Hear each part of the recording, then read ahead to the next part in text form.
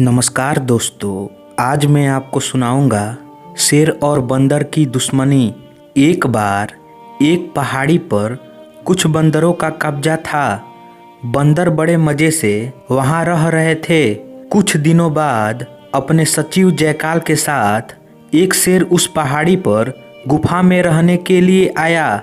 जब बंदरों को पता चलता है तो वह शेर के पास जाता है और कहता है कि इस पहाड़ी पर हमारा कब्जा है और कहीं और जाना है।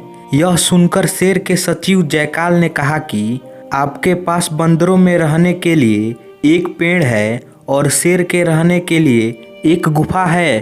तुम जाकर पेड़ में रहो। शेर ने बंदर को आश्वासन दिया कि जब तक आप मुझे परेशान नहीं करेंगे मैं आपको कुछ नहीं बताऊंगा। इसके बाद बंदर गुफा से बाहर निकल गए, लेकिन उसे शेर का वहां रहना पसंद नहीं था। इसलिए उसने शेर को भगाने के लिए शानदार चाल चलनी शुरू कर दी, लेकिन उसकी कोई भी तरकीब हासिल नहीं की जा रही थी। एक दिन शेर ने शियार से कहा कि खाना खाने के बाद मुझे पानी पीने के लिए इतनी दूर जाना पसंद नहीं है, इसलिए उसे बर्तन में पानी लाना चाहिए। बंदरों ने शेर के बारे में सुना। उसने सोचा कि अब वह शेर को पानी नहीं पीने देगा। इसके बाद अगले दिन शियार शेर के लिए एक पानी का बर्तन लेकर आया और उसने गुफा के बाहर रख दिया।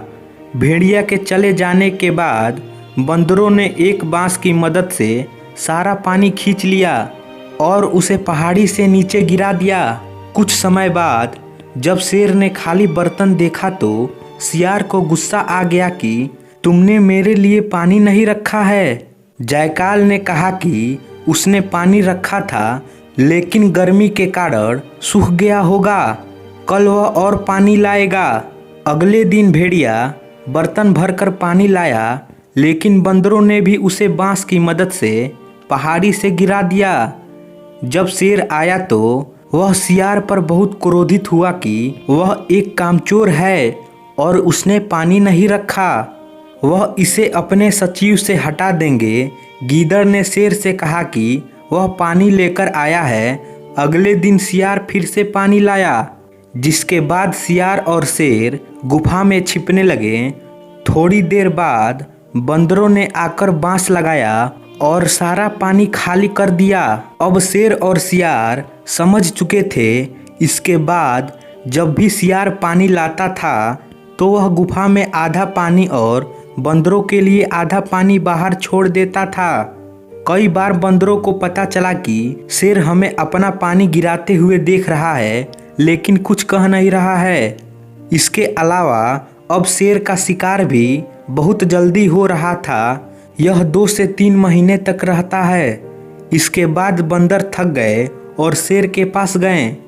उसने शेर से कहा कि हम 2 से 3 महीने से तुम्हारा पानी गिरा रहे हैं और तुम यह सब देख रहे हो, तो तुम कुछ क्यों नहीं कर रहे हो?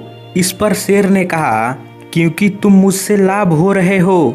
बंदर ने कहा कि शेर ने कैसे बताया कि आप जिस पहाड़ी से नीचे गिरते हैं उस पानी ने पहाड़ी के नीचे तक हरी घास ला दी है, जिसके कारण कई जानवर वहां चरने आते हैं। जब मैं शिकार करने जाता हूं तो वे अपने मुंह से घास खा रहे होते हैं, जिसके साथ मैं आसानी से उनका शिकार कर सकता हूं और जल्द ही लौट सकता हूं।